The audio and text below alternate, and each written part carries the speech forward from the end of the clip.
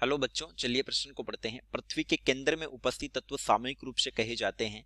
ए दिया है लिथोफाइल, बी दिया है न्यूक्लियोफाइल, सी दिया है कैलियोफाइल और डी दिया है सिंडेरोफाइल। तो चलिए प्रश्न की मुख्य अवधारणा पे बात करते हैं। अवधारणा तो मुक्त अवस्था अथवा संयुक्त अवस्था। संयुक्त अवस्था का मतलब है अयस्क के रूप में, अयस्क के रूप में तत्व मुक्त अवस्था अथवा संयुक्त अवस्था में होते हैं। भूगोलीय बंधुता के आधार पर गोल्डस्मिथ का क्लासिफिकेशन है। एक होता है लिथोफाइल, एक होता है एटमोफाइल, एक होता है सिंडेरोफाइल,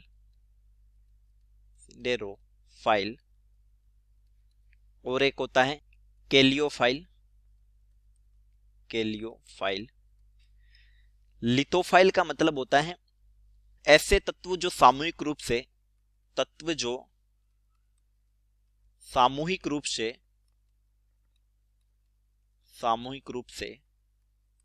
चट्टानों में केंद्रित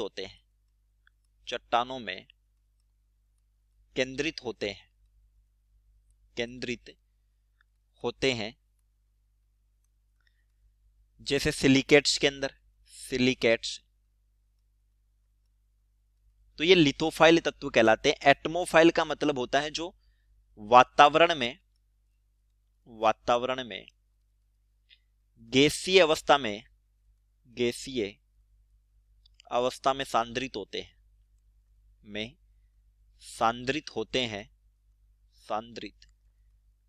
हैं। सिंडेरोफाइल्स का अर्थ होता है ऐसे तत्व जो पृथ्वी के केंद्र में पाए जाते हैं, उनको सम्मिलित रूप से सिंडेरोफाइल्स बोला जाता है। इसका उदाहरण होता है लौह अयस्क। ऐसे बहुत सारे होते हैं। ये होते हैं जो सल्फर के अयस्कों में होते हैं, सल्फर अयस्क के रूप में पाए जाते हैं, जैसे कॉपर, जिंक। तो हमसे पूछा था कि पृथ्वी के केंद्र में उपस्थित तत्व सामूहिक रूप से होते हैं तो वो सिंडेरोफाइल्स कहलाते हैं। तो उत्तर आता है डी विकल्प। चलिए उम्मीद करता हूं प्रश्न समझ आया होगा। धन्यवाद।